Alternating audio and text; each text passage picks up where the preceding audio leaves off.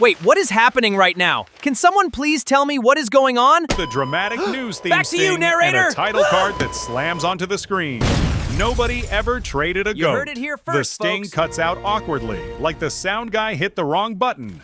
And Blue Stickman glances at the camera like he heard it too. Anyway, he says, straightening his tie.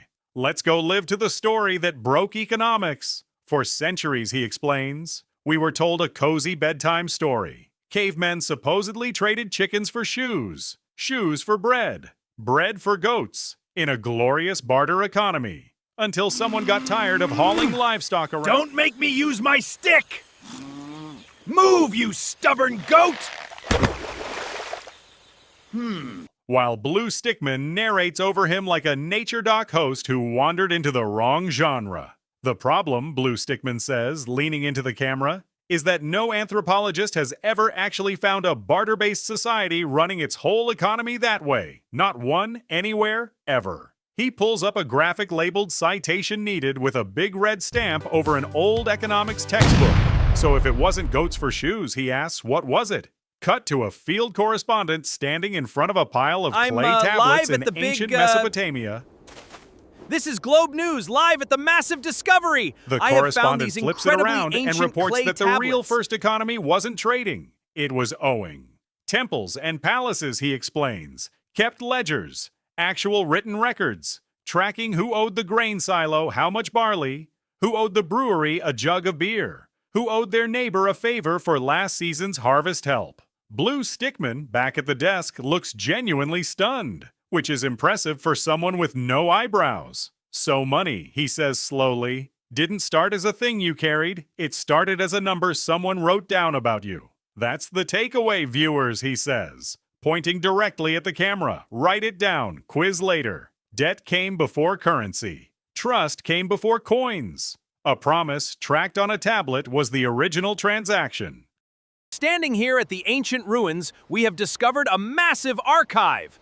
But wait, this tablet actually reads, it's a receipt for 24 Somebody donuts. owes somebody else 3 sheep. Blue Stickman laughs a little too hard and says humanity's first great invention, written language, was basically used to keep score. Now here's a question for you, he says, turning to camera, mid-broadcast, poll voice engaged. Would you rather live in a world with no debt and no trust, or a world with debt and a system to track it? Type your answer in the comments below and defend it like your grade depends on it. He pauses, then adds, and don't just say goat trading, we covered that.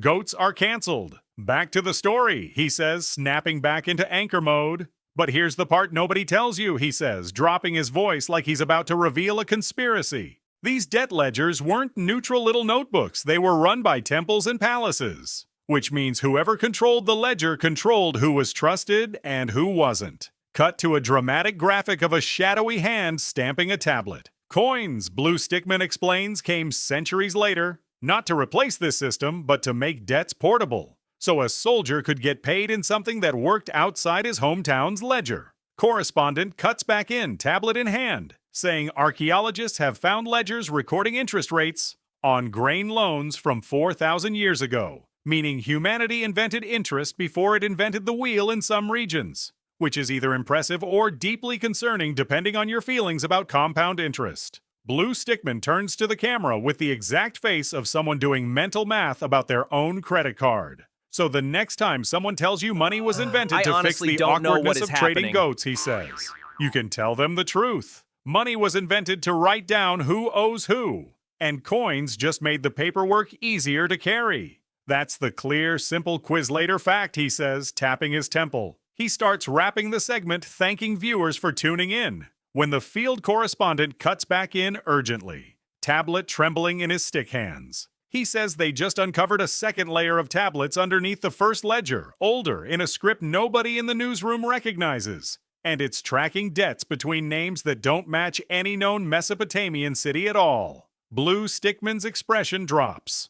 We're going to need more time on this one, he says quietly, staring directly into camera as the feed starts to glitch. So, he asks, what unwritten debt do you think humanity's been carrying since before any of this? And also, what should the next episode be about? Type it below.